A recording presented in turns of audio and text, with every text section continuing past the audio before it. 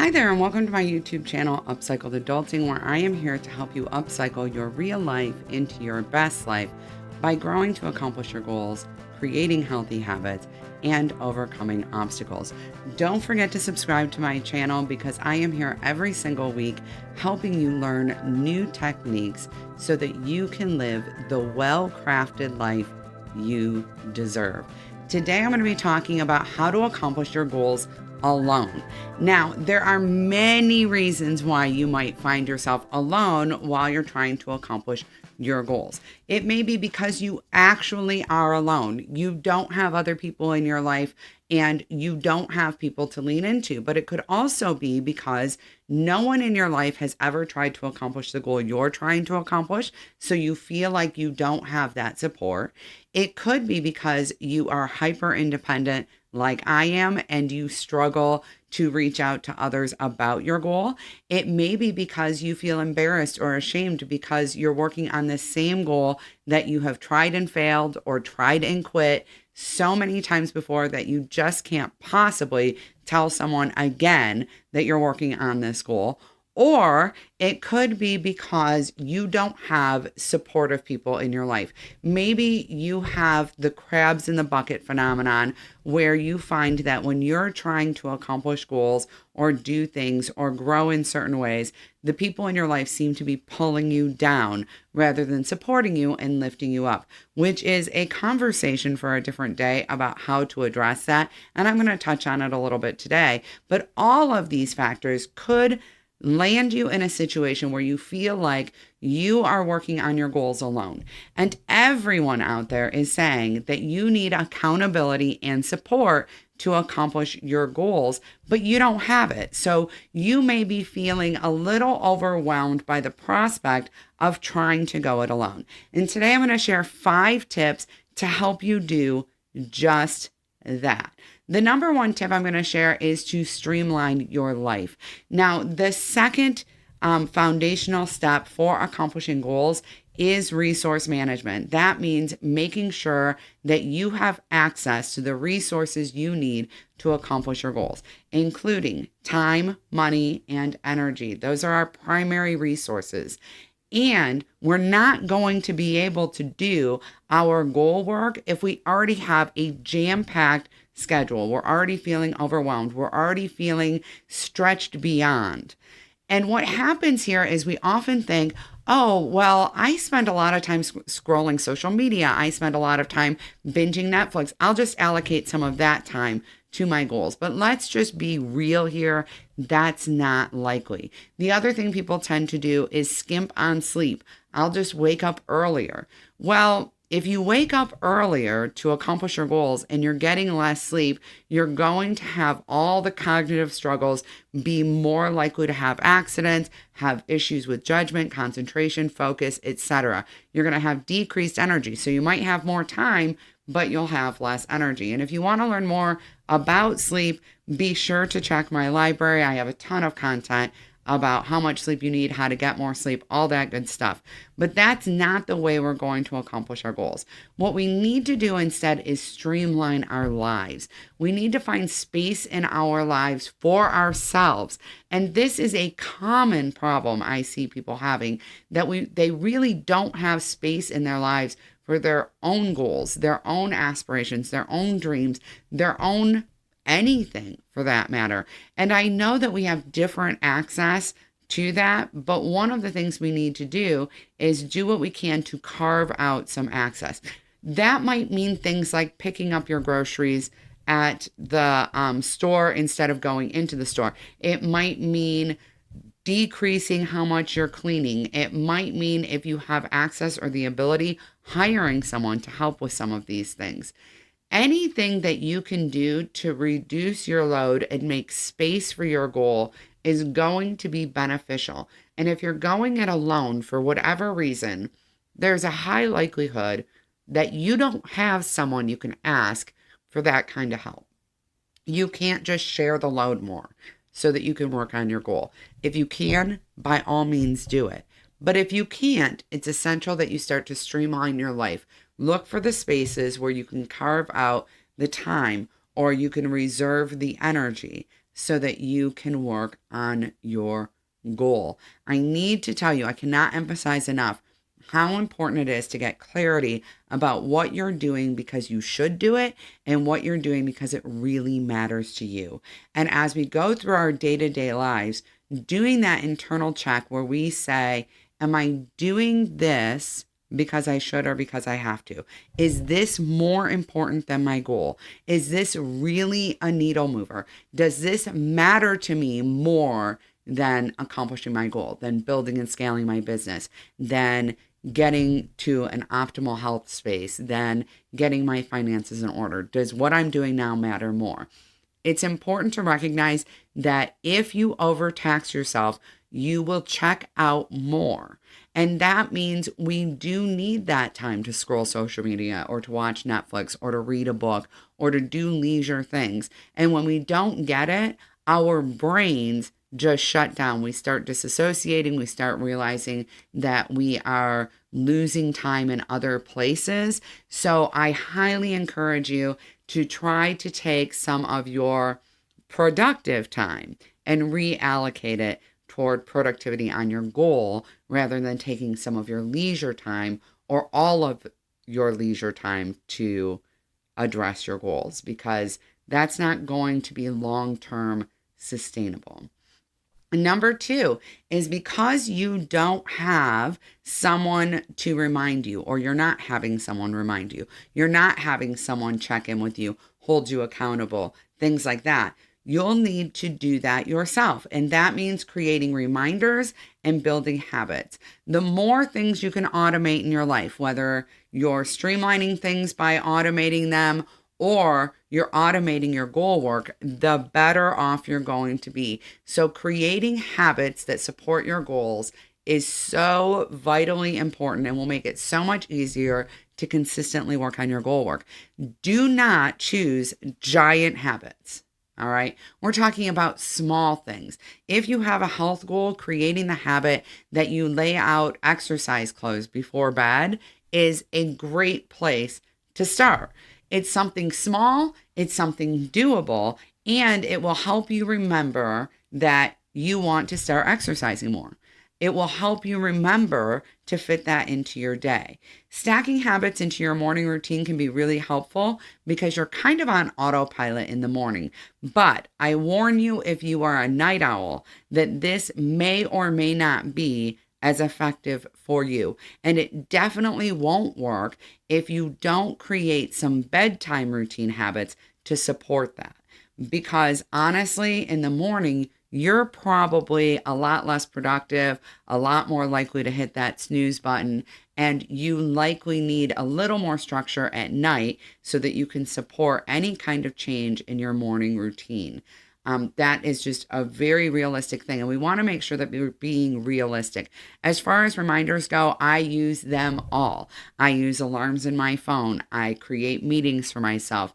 I use visual reminders like Post-its and my vision board. I also like to keep running lists, and I use a planner because I find that if it's out of sight, it's out of mind. In addition, leaving cues like the workout clothes the night before always helps me stay on track. If I get up in the morning and my workout clothes are not out, I am very unlikely to do my exercising. That's just the reality.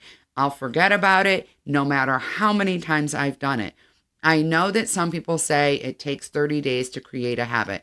In reality, that's different for every single person. And without the reminders, oftentimes that habit will not continue, especially when we get busy, especially when we get overwhelmed, especially if we have demanding lives. So it's really important to continually create really small habits that help us remember to do the things that will move the needle with our goals. Number 3 is we need to stay motivated. And how do we stay motivated? We stay motivated not through self-discipline, not through willpower, not through force, not through self-punishment or withholding. We stay motivated by celebrating our progress. I know that this is contradictory to what a lot of people have to say on this subject, but this is scientifically proven to be true.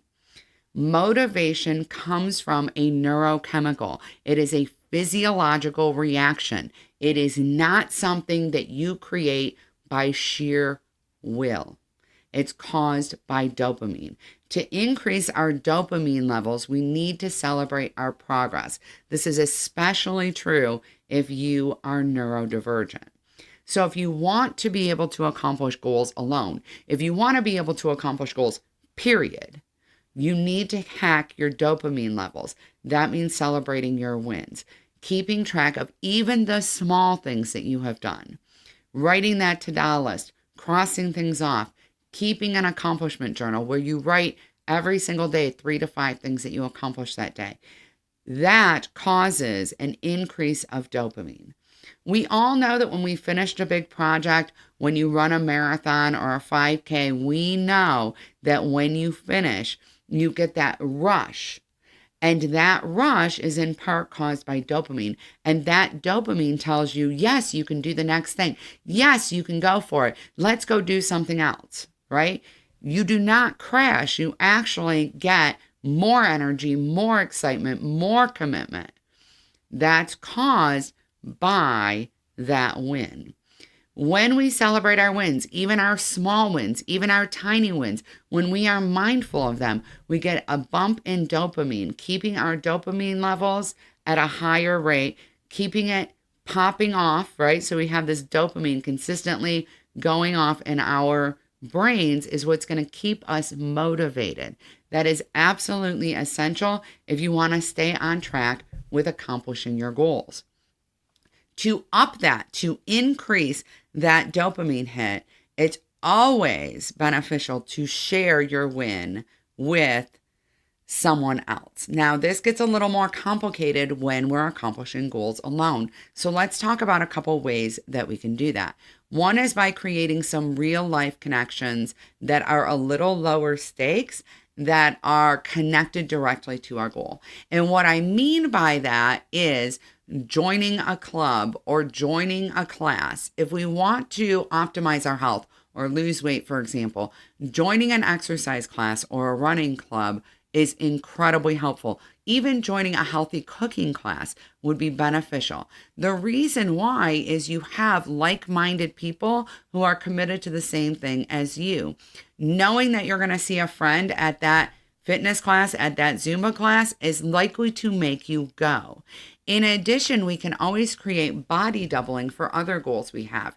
Not even having to share our goal, not even having to discuss our goal, just saying, hey, I've got a project to do and I would love some company, can really be a game changer. So I encourage you to include others in your real life or to seek out others in your real life, to have companionship on your goal journey. That does not mean that they are a part of your goal journey or that you even have to share your goal with them. It's incredibly helpful to be able to tell people that you've done a thing, that you're proud of a thing, and have them be excited for you.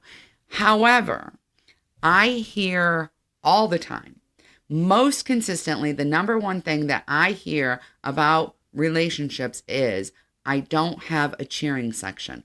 I don't feel like there are people that I can tell when I'm winning. I don't feel like I have other people that I can share my wins with, especially my small wins. I feel like they'll be dismissive. I feel funny saying it. I feel like I'm bragging. I feel like I won't get that excited yay you response that I'm looking for. And I have to tell you, if you look, you will see this everywhere. There's all kinds of conversations about true friends or people who really love you and how they'll show up when you're struggling. We talk about it all the time. And the reality of the situation is that's actually not that unusual. It's really not. People tend to show up when you're struggling. And if you look at any social media, you'll see that proven out time and time again. If someone shares that they're struggling with something, there are hundreds of comments. I'm praying for you. I'm here for you. What do you need? What can I do for you? I can help in this way. All of these things. When people are winning, when they're doing great, when they're excited about their business that they launched, when they're excited about their progress with their health, and they share that on social media, there are two kinds of comments. There's a few yay you comments, and then there's always a few, well, I hope that you're doing this in a healthy way. Well, this must be why you don't have time for me anymore. Well, if you just launched a business, who's taking care of your kids? Right? And we see this consistently. That is that crabs in the bucket mentality that so many people have.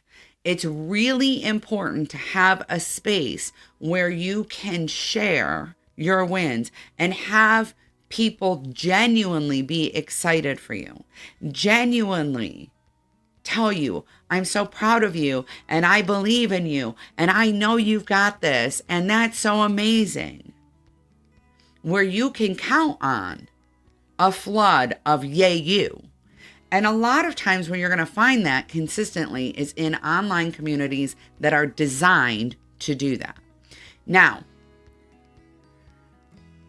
that doesn't mean you're going to find that in all online communities. I have 2 online communities that are completely committed to that. One is my Facebook group, which is entirely free, and we check in every single week and celebrate each other's wins, and you can count on the yay you. You can count on the unfettered excitement and support that you need to accomplish your goals. The second one is Inner Circle, and in Inner Circle, you get that community, but you also get weekly group coaching. You also get your questions answered. You also get a little bit more accountability and support, more resources, and free courses to help you on your path, along with discounted, bigger courses to help you cross that finish line. So I want to invite everybody to join my Facebook group or Inner Circle, whichever one is right for you. And I need you to know, okay, I'm very serious about this. If you're there, not only do I expect that you will be supported, but I expect that you will support the others in the community, because that's what we're there for. No politics, no playing. We are there 100% to support one another and cheer each other on. If you don't choose to engage in one of my communities, find one. Find a community online. It counts. I know that a lot of times people feel like virtual support doesn't count, but what I'm here to tell you is that having a group of people that you can connect with, who you can count on to be happy for you, to cheer for you, and to support you when you are working towards your goals, makes all the difference in the world. I will link both of those below so that you have them. I am so committed. I know that you are absolutely amazing, and I know that you deserve to live the life that you have been dreaming of. Do not forget to subscribe to this channel. Next week, I'm going to be talking about why goals are important, and I am so excited to have you here watching. Bye, everyone.